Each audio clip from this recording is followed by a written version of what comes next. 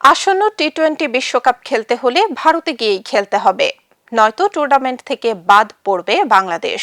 সিদ্ধান্ত জানাতে বিসিবিকে বুধবার পর্যন্ত সময় বেঁধে দিয়েছে আইসিসি।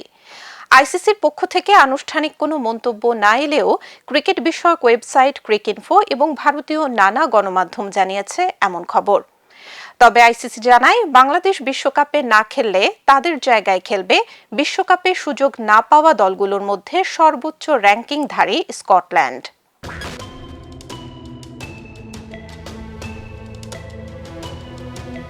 টি-20 বিশ্বকাপের দশম আসর শুরু হবে আগামী 7 ফেব্রুয়ারি। গ্রুপ সিতে খেলার কথা বাংলাদেশের, সঙ্গে আছে ইংল্যান্ড, ওয়েস্ট ইন্ডিজ, নেপাল ও ইতালি। বাংলাদেশের ম্যাচগুলো হবে কলকাতা ও মুম্বাইয়ে। তবে নিরাপত্তা শঙ্কায় ভারতে খেলবে না বলে জানিয়ে ম্যাচগুলো টুর্নামেন্টের আরেক আয়োজক দেশ শ্রীলঙ্কায় সরিয়ে নেয়ার অনুরোধ করে বিসিবি। এ বিষয়ে আইসিসি ও বিসিবির মধ্যে দফায় দফায় বৈঠক হলেও সমাধান মেলেনি।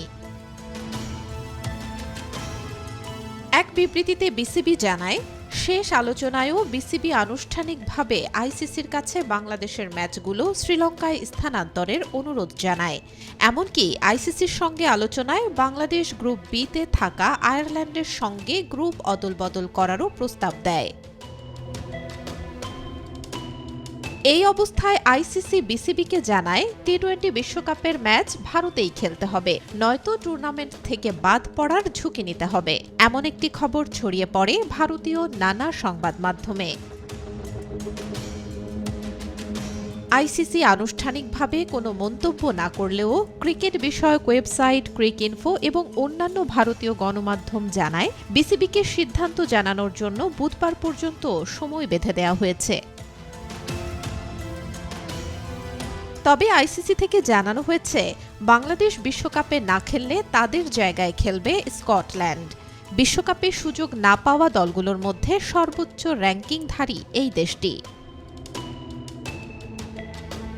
৩ জানুয়ারি ভারতের ক্রিকেট বোর্ডের নির্দেশে বাংলাদেশের পেসার মোস্তাফিজুর রহমানকে বাদ দেয় বলিউড সুপারস্টার শাহরুখ খানের IPL franchise Kolkata night Riders, যা বাংলাদেশে ব্যাপক ক্ষোভের জন্ম দেয়। পরে নিরাপত্তা শঙ্কায় ভারতে বিশ্বকাপ খেলতে না যাওয়ার সিদ্ধান্ত নেয় বাংলাদেশ ক্রিকেটের অভিভাবক সংস্থা বিসিবি। বাংলাদেশের ক্ষমতাচ্যুত প্রধানমন্ত্রী শেখ হাসিনাকে ভারতে আশ্রয় দেওয়ার পর থেকেই দুই দেশের মধ্যে সম্পর্কের অবনতি ঘটে, যার প্রভাব পড়ছে দুই দেশের ক্রীড়াঙ্গনেও। Desk report, B news 24।